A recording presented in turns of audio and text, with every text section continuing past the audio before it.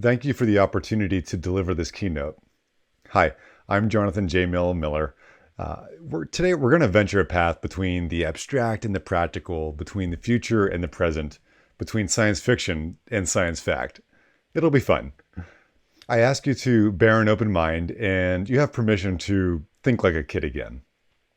My goal is to share with you the following: an overview of systems, thinking, engineering, and design, getting into a future mindset, thinking about the emerging technologies and what to do about them, and sharing the tools and approaches that have helped me along the way. This content should be useful for those of you who are charting a path for your organization, who are considering launching a startup, or who are planning a new product or service, and perhaps some others of you too also in the audience. Approaches and tools that I'll touch along the way include the following: system loops, problem definitions, concepts of operations, and several others. First, here's a little story about aviation. The Wright Brothers, two Americans in the early 1900s, tried selling their new flying machine to the US government, but no one knew what to do with it. And it turned out the Europeans had ideas. Why was that? Why did the Americans not get it, but the Europeans saw the opportunity? Well, if we look deeper into it, the Americans had scientific luminaries, and a lot of these folks made compelling cases for why a heavier than air machine could never fly. So the Wright brothers were met with much skepticism on the home front. However, in contrast, the Europeans were advanced in their balloonatics and gliders and other forms of attempts at heavier than air flight. Flying was not necessarily a new concept, or at least the potential for and utility of flight was not new to the Europeans. And so this shows us that by setting the seed and having the cultural open-mindedness that heavier than air flying vehicles could exist and could work and could be useful, the Europeans had the early advantage and were able to adopt the Wright Brothers technology and make it useful. It was only later on that the United States started to see that, wow, there's a lot we can do with flight. I'm passionate about aviation and aerospace.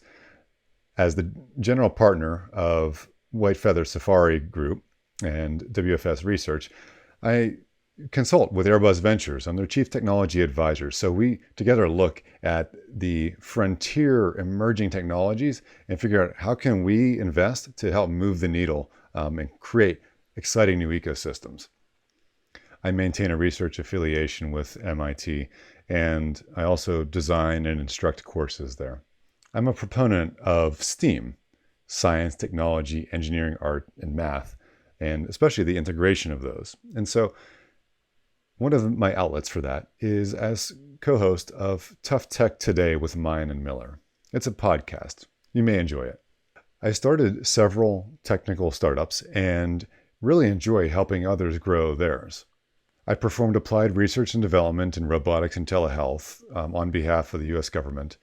And then I became a venture founder, advisor, and investor. I work with a lot of startups, a lot of really amazing founders, and a lot of amazing people that contribute to an innovation ecosystem.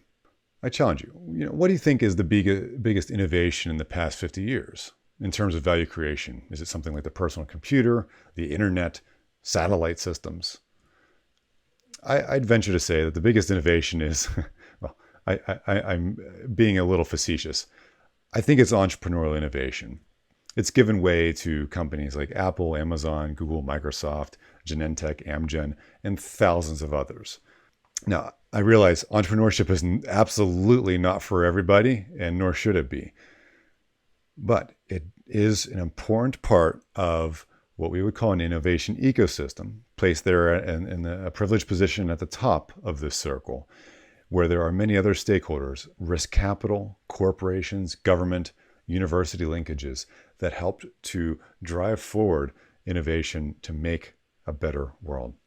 Now, I mentioned a lot about talking about different kinds of systems and tools and techniques. So let's get into that. Systems engineering, systems thinking. These are probably things that you have heard before. Here's my definitions around that. System design is when you're thinking through a new idea and doing lots of thoughts experiments. System engineering is building complicated stuff like ships, power plants. System dynamics is a formal way to model and ask what-if style questions. And some of you may know, MIT Sloan is the home of system dynamics. System thinking is looking for patterns beyond specific events. And I think all of you probably have some experience, or at least the capacity to really make a dent in each of these types of systems approaches. But let's not get ahead of ourselves. What is a system? Well, it's composed of parts working together to perform some function. It could be physical, social, natural, or human-made. For the physical systems, they can be something like the galaxy or a bug's digestive tract. Or if it's something human-made, it could be mechanical. It could be something like a jackhammer. It could be an electrical circuit that you plug your phone into. Systems can even be social. So, for example, when you've got groups of people or other organisms joining together to do something, well, that's the healthcare system. That's police. That's education. That's an ant colony. These are social systems.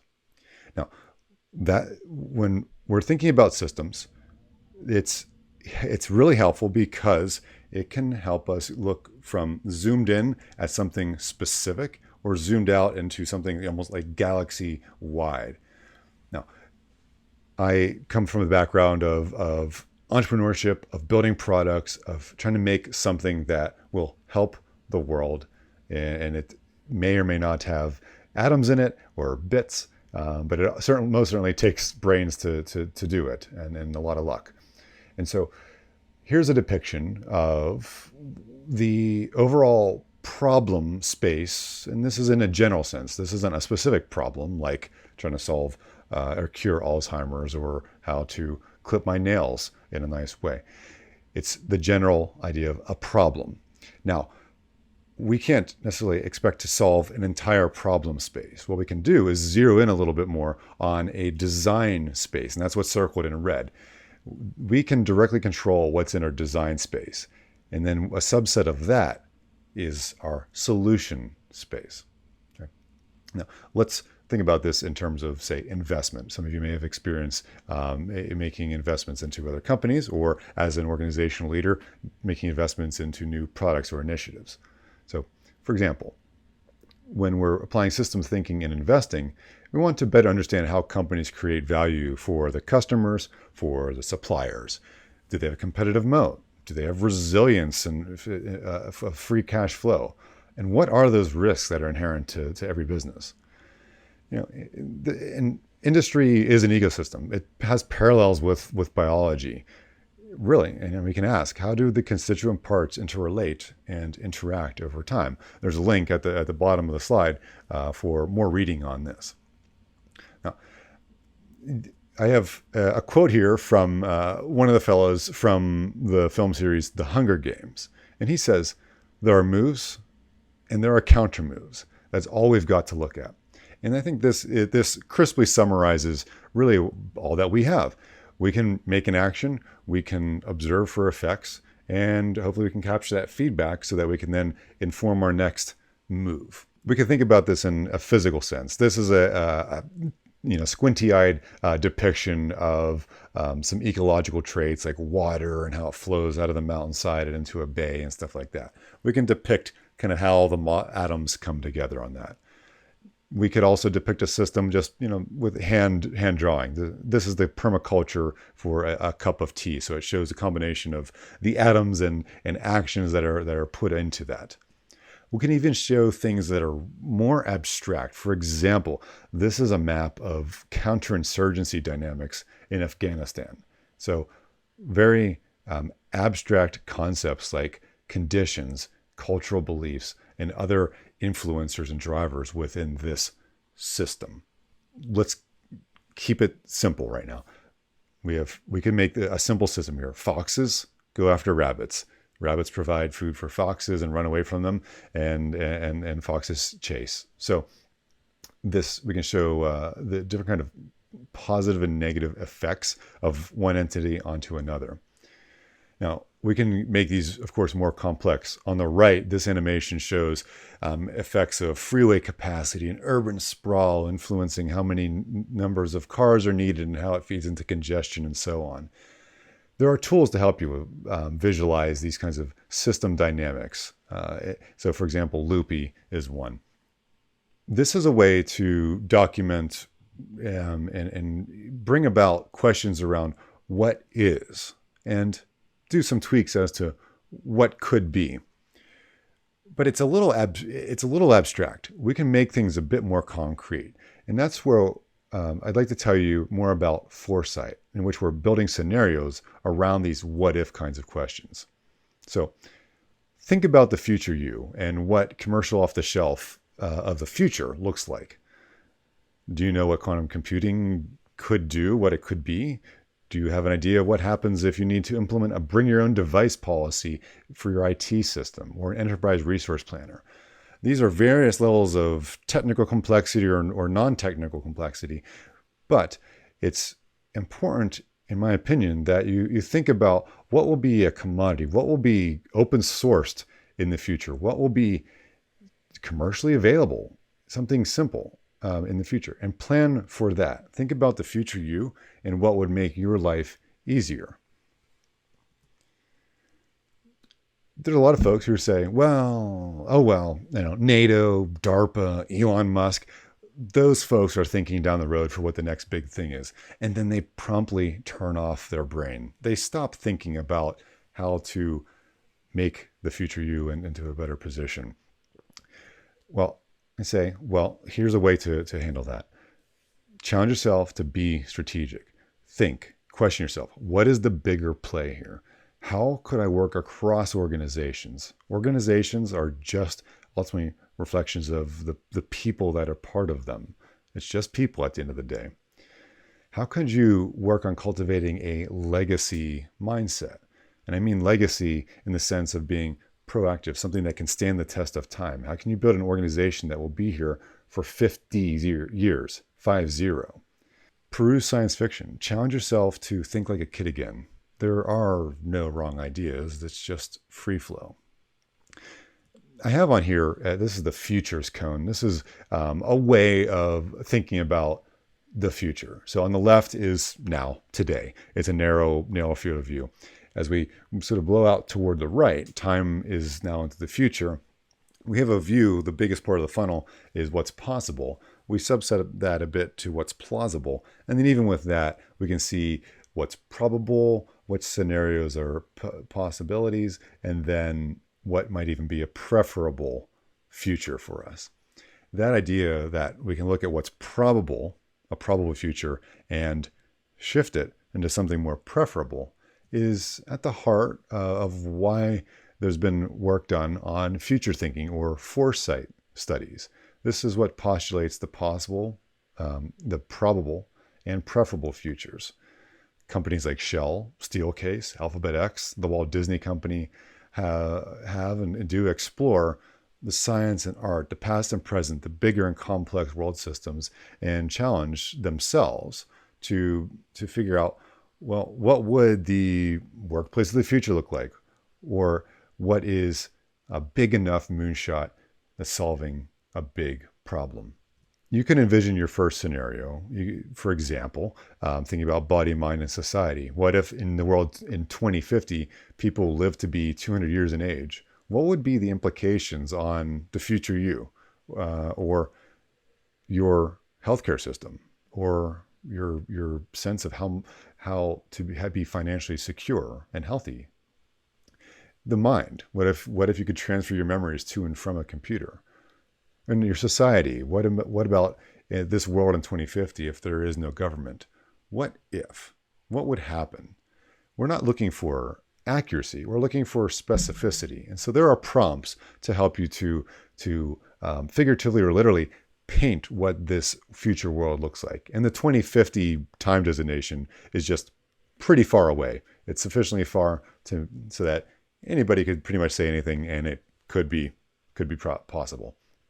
So a tool to help you with this is called the Horizon Scanner. You can map out the arts and culture and political, economical, environmental, and other environments and put those out at whatever your timestamp is. If it's the year 2050, for example, on the far outer reaches of the Horizon Scanner. And then you work backwards toward the center point, which is today, to help you figure out what do I need to do today to start to build and thrive in that scenario that I've described, or that I would explore as part of the Horizon Scan. I have more specific steps to do that, and I should write this up into a blog post, and perhaps I will in the short term. These slides should be available for you after the keynote, so take a look at these prompts if this is interesting to you to do this kind of foresight exercise, or just email me if you need a copy. So that Horizon Scan is one tool and technique. But let's go further into this zoom out mapping concept. I pulled some colleagues, these are system engineers who work in a variety of industries, and I asked, what are some of those high value areas that most professionals should understand? And I got a variety of different responses of different kinds of tooling and reasoning behind it. So let's go through some of those. This is a way to define problems. It's the to by using system problem statement, and this is borrowed from Ed Crawley and my colleague Ben Linville Engler. So thank you, Ed. Thank you, Ben. The to by using template helps us to focus on the primary value that's delivered to a primary beneficiary. And so it helps us figure out the intent, function, and form. But we want to be careful. If you're working with to by using as a template, you don't want to bake the solution too tightly into that problem statement. You want the problem to stand alone and to give you the freedom to operate, the design space to be able to figure out a new solution for that. So here's an example. To augment and improve a surgeon's dexterity and technique by expanding their precision and control using advanced robotics and vision technologies. So this is a way to, we bake some of the architecture by saying advanced robotics and vision technologies. We include that architecture in the problem statement because it narrows scope a little bit, but it doesn't itself, this to by using statement does not over constrain us to a particular type of solution. Concepts of operations likewise help us to be able to figure out the different forms of an overall solution and map it against the kind of flow that's needed to deliver the solution to that primary beneficiary. And we tend to follow a common life cycle of commissioning, operating, maintaining, upgrading, and decommissioning. So here's a high-level template. Forms 1 through 5 across the columns, and then top to bottom are those that scenario, a description of the different tasks that need to be completed. So for example, again, borrowing from Mr. Linville Engler's work, if we have this medical system, reading the left, top to bottom, we see that we have a preparation stage where a doctor's getting ready to, opening the package, adding certain types of devices and peripherals, then working with the patient to deliver, make use of that device and get data. And we can see then, as we look at the forms across the horizontal, from packaging through mouthpiece, how those are related. So it helps to structure our thinking. It's a sequence diagram. We're getting more tactical from that storyline style horizon scan that we may have done that I mentioned earlier. Concepts of operations don't have to look like a table. They can be an animation, for example. This is from my work that I and my colleagues performed through MIT Aeroastro in terms of devising a new type of lunar lander system, how to get humans on the moon safely and get them back also. And so it has some light animation, but also it can be just plain old two-dimensional, showing the full life cycle and certain call outs around that. It can help to convey to folks who may not just be able to read a story, but maybe are more visual thinkers or want to physically move pieces around on a table, for example. Moving along and down the tool chain is our system architecture diagrams. This is a concept. It's a model that shows structure, behavior, and some other views of the system. And it helps to organize it to help so that we can justify or show why certain structures help promote certain types of behaviors of the system. This example here is from work that I and my colleagues performed on building a safety system that works for roadway intersections. The idea is that on the left, there's the input of a camera, and then in the beige, there's these middle layers of different types of entities that are being and processing and certain types of algorithms that are useful for this edge computing and cloud computing. And then it spits out as output light, sound, radio waves, and analytics. And it helps to tie together physical hardware like camera systems or graphics processing units with where data flows, what kinds of algorithms and software packages, et cetera, would be useful, and ties it also to some of the benefits for example, the analytics, where there's a result of real-time hyperlocal traffic and historical data. Architecture diagrams can capture a lot. Furthermore, a tool that then helps us look even that helps us mate the architecture diagram that you just saw, something that can work for one particular system, one particular sort of product within that system, and looking and then projecting out multiple years or multiple quarters is this technical roadmap.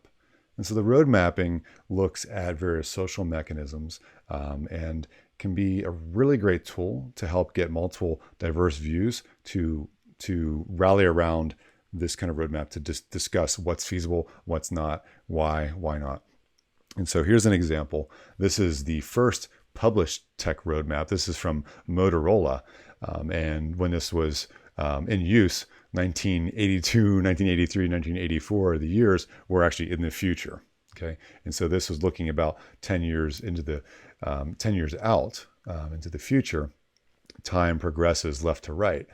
Top to bottom are various layers where there are different types of new technologies and how those come together or stack up to form different kinds of products, which are at the bottom. So the bigger blocks show different kinds of products, in this case, car radios, and how those car radios mature as different technologies are projected to develop over a decade. Again, we're looking for, generally looking for higher specificity rather than higher accuracy, because we need to be able to think with specifics to be able to help make it so that everything's not so abstract. But every system has a flaw. And so this is another Hunger Games reference. Nothing is perfect. And these tools really help us to make a strong system, a resilient system, but we may miss something, or we may have multiple options as to which course to go. That's where something like this tool, the Pew Chart, which is a sort of empty template version, is shown on the right, and I created a template at the link that's on the slide there. So a Pew Chart helps to evaluate future paths when options abound, and so working left to right, there's different sketches of different kinds of designs or paths, and then we can weight those to influence which may be based on feasibility, desirability, viability. And then we can equally compare each of the designs against different design criteria, giving it a favorable, like a plus, neutral, zero, or a negative kind of scoring. And we can sum it up so that it can help us as a group to collectively understand maybe one design is more favorable than the other four, or one path forward is more favorable than the other four. And so we can use those as useful points of discussion. All of this feeds into what I call an opportunity methodology. And this is something that I rely on when working with, say entrepreneurs to build new kinds of products or services, or intrapreneurs who are working as leaders within their organizations to develop something new and innovative. It starts as a loop where we're exploring and discovering what's wanted. We can find ways to express that, sharing what's wanted, creating things, prototypes, testing to make sure it's wanted, and staying within that loop until we find something that definitely is what is wanted, and then we can implement. There's special tooling and stuff that can support each of these aspects as we loop around the opportunity methodology. And so these are all different ways of being able to investigate a problem and define it really well so that we know what we're solving for. And then we go down that design process to actually solve that problem, test it, validate, and then execute. Looking at the essentials, it's really looking at how can we build improved feedback loops? How can we have an action, cause an effect, and then capture that feedback?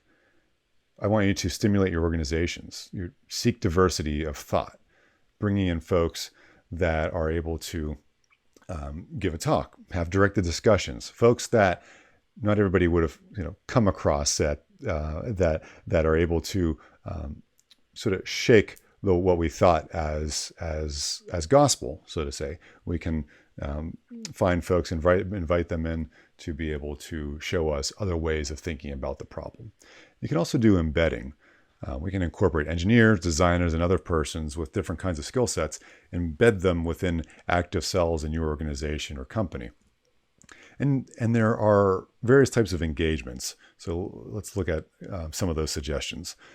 I suggest that you collaborate with your regional communities. It does not help to just operate in a bubble. If you have world-class equipment, make it available to others. You never know what creative ways and ideas they may have while using that equipment, and how you can strike a partnership through that. You can prioritize tech transfer through different kinds of programming. We can establish a director of engagement with an organization so that he or she is like a liaison with the outside world in terms of finding these kind of innovative thinkers, these kinds of leaders who are able to execute on and have that creativity to think about a potential future that is exciting, that can mobilize the troops, so to say, behind a new kind of vision within your organization. And that could be in the form of innovation sabbaticals or entrepreneurial fellowships and things like that. So to summarize, you've seen a variety of different kinds of tools that can be helpful to help make things better for the future you. Things that can help us to map out the bits, the atoms, and engage the brains across today, tomorrow, and ongoing as we build toward the future scenarios that we would like to thrive in. And so I'm going to conclude with a shameless plug. One is, if you're interested in hearing about trailblazers who are building technologies today that are going to solve tomorrow's biggest challenges, I suggest you take a look at Tough Tech Today with Mine and Miller. We have a lot of fun making this podcast and releasing these talks with really awesome individuals. And also, I enjoy making swanky drink coasters that feature MIT. It's called Muddy Charles, and it's an homage both to the river that flows through Boston as well as the Muddy Charles pub on campus, the so-called institution within the institution. Finally, a quote from Joe Lonsdale, an entrepreneur and investor. He used the term entrepreneur. I would say you can also swap in the word leader, and it has the same effect. First step to being a leader in any area are to make plans that make people uncomfortable. Try to convince others and defend your ideas and iterate. Learn as you get more information. Most people are afraid to have a different opinion. Our society needs more courage. With that, organize your bits, leverage those atoms, make use of those brains, plan for the future you. Thank you so much. It's been an honor.